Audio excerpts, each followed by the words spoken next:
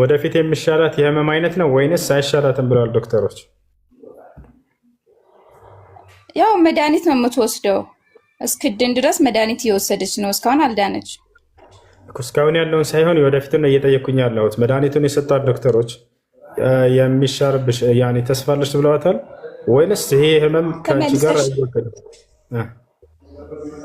ተመልሰሽ ነይ፣ መድኃኒቱ ሲያልቅ ተመልሰሽ ነይ ያሏት። ተመልሳ ስትመጣ ደግሞ ድጋሚ መድኃኒት ሰጥቷት ነው የምትሄደው። እሺ አንተ አረጋግጥ መጀመሪያ። ዶክተሮችን ትጠይቃቸውና ህመም ለሁለት ይከፈላል። አንደኛ ለዘላለም ከእናንተ ሰውነት ጋር አብሮ የሚዘውትር ከሆነ ያ ህመም በዚያ በህመም ምክንያት ብትጾሙ በጤናቸው ላይ ችግር የሚፈጠርባቸው ከሆነ አትጾሙም። እናንተ ረመዳን በመጣ ቁጥር ምንድነው የምታደርጉት? ለእያንዳንዱ ቀን ከፋራ ለድሃዎች ለምስኪኖች ማብላት ነው። ሁለተኛው ደግሞ የህመም አይነት ምንድነው? ጊዜያዊ የሆነ ህመም ነው።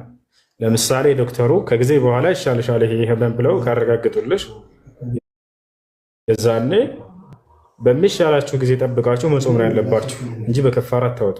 በከፋራ የሚያወጣው በማብላት ምናምን የሚያወጣው ምንድን ነው? የማይሻል ህመም ያለበት ሰው ነው። ጊዜያዊ ህመም ከሆነ ግን በሚሻላችሁ ጊዜ ጠብቃችሁ ያን ቀን መጾም ነው። አላህ ሱብሓነሁ ወተዓላ በቁርአን ላይ ሲናገር ፈመን ካነ ሚንኩም መሪደን አው ዐላ ሰፈሪን ፈዒደቱ ሚን አያሚን ኡኸር አለ። ከእናንተ በጾም ቀን የታመመ ሰው ካለ ወይ ጉዞ ላይ የሆነ ሰው ካለ እነዚህን ቀናቶች ቆጥሮ በሌላ ቀን ሲሻለው ይጾማቸው ብሎ ተናግሯል።